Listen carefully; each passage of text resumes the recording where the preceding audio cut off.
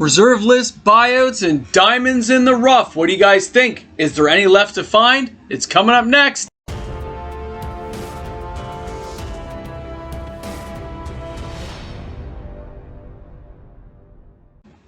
Hey guys, welcome back. MTG Moxman here.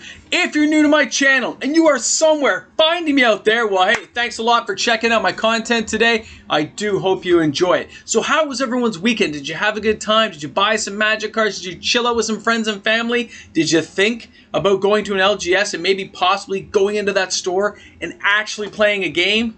I know, right? I miss it so much myself, guys, and I can't wait to get back to a semi-normal life at some point. Pretty awesome stuff. Well, this week, for those of you who haven't seen it yet, the 3,000 subscriber video, of course, I will start shipping out all the cards. It will take me some time, so bear with me. Now, apparently, there are 2 openings that did not get added to the video. Those will be added separately into another video, although I'll be shipping out those players' cards. Those 2 players have been contacted, and I will, of course, add those into a separate video that'll be coming up soon, and I so apologize, guys. It was just so many videos I must have missed it because so much recording. I'm bad. I'm sorry. All right, so today's video, guys, I thought we'd talk about diamonds in the rough, the possibility that there are reserve list cards that have been missed. Now, out of all the cards I've been looking at, I've been looking far and wide now. Almost every card in the entire list has been hit at some point as part of this bio, and copies are missing and prices have gone up everywhere. So the idea of finding a card that nobody else has possibly seen is zero. It does not exist. There you go. You're done this video. You can go home. Have a great day. Thanks a lot for tuning in. Nah, the video didn't freeze. Come on, guys.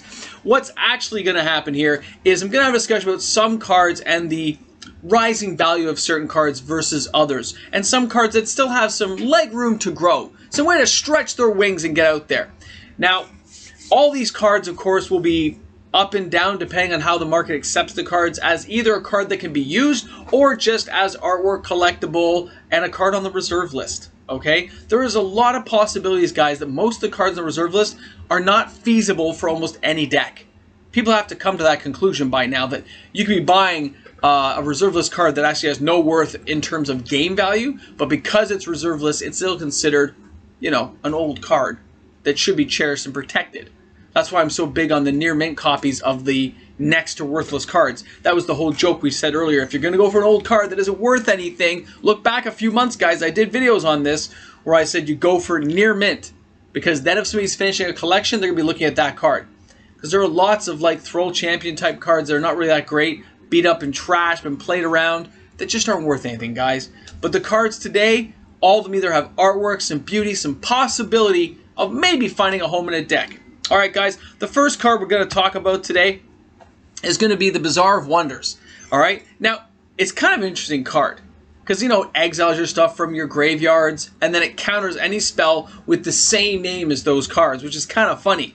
Now, it has had an uptick, though. It has been moving up the ladders in terms of sales since the beginning of the buyout, with copies selling for $1 or $2, and just slowly creeping up week after week, month after month, until you see that these copies are selling for that $8, $9, $10 mark.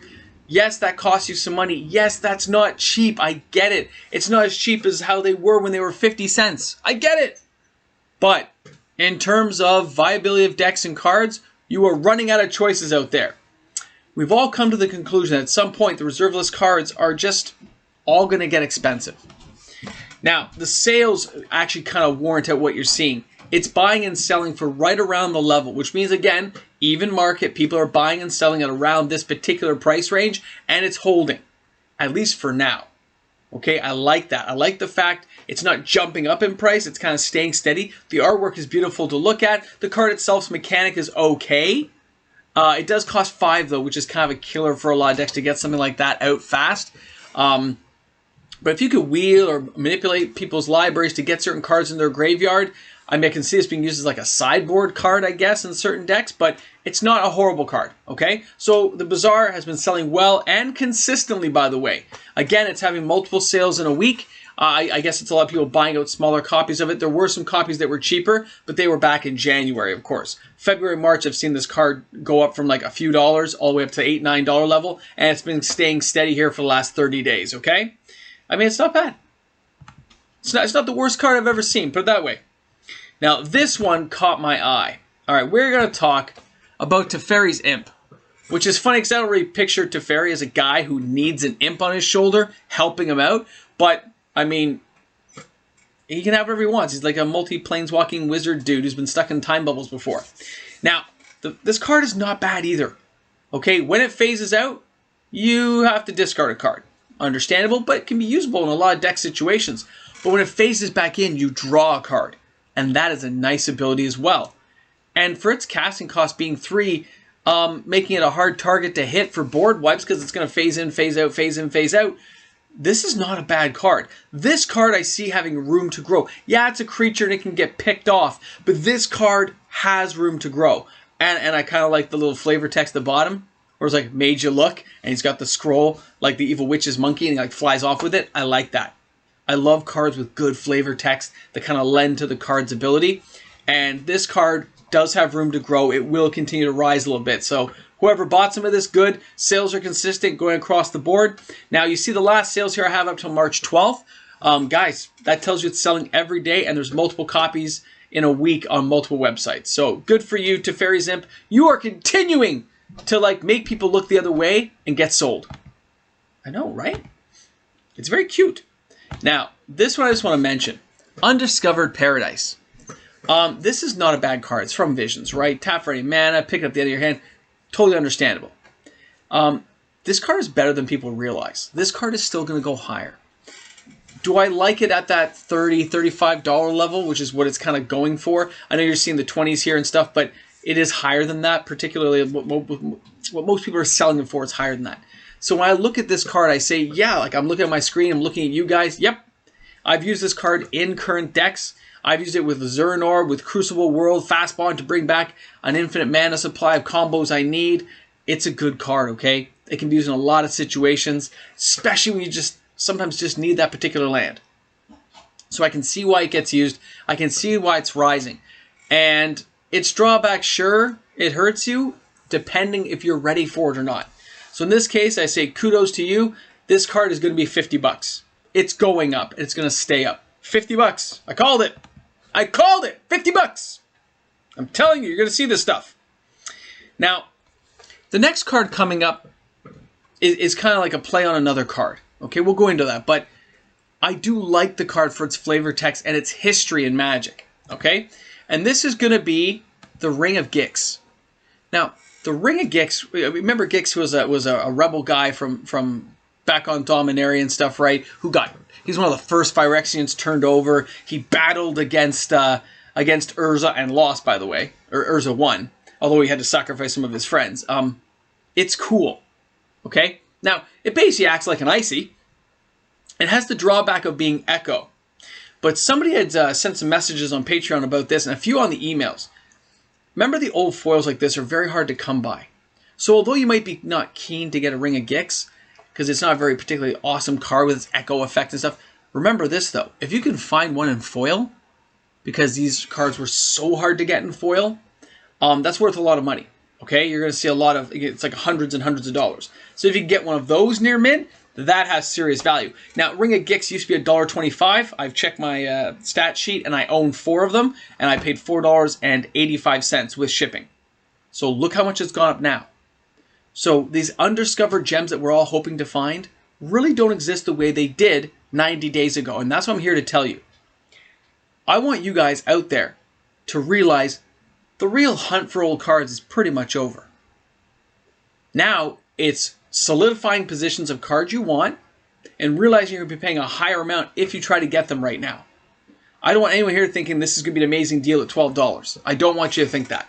It's not a horrible deal in my eyes, but my price memory from back in October when I bought my set of 4 is having a hard time wrapping around the $12 mark at this moment as I watch this video and talk to you guys about this video. All our minds will get more and more used to this price level the longer we hold the line on these cards. If we do not feed these back into LGS, if you don't feed this back into other people's pockets and you hold them, the longer you hold it, the more they're going to become a steady price range and they'll all carry this value. Okay? All these cards are destined to go up just because of their rarity. It's going to keep happening. Will there be lulls and highs? Absolutely. But the Ring of Gixx, it should hit around the $20 mark and stay there for a pretty long time at some point. But old foils of cards like this will continue to rise for a niche market of people. I'm not saying it's going to have a broad range of people trying to buy these old rares. I don't see that. I see a niche market of people who might want to get them if they have the cash and they decide, that's a super rare card, I need that one. Then they might go out and do so. But you're talking a lot of money and very hard to get. So I don't think you should go out and buy one of these for your collection thinking you're going to double or triple your money because it's not going to happen.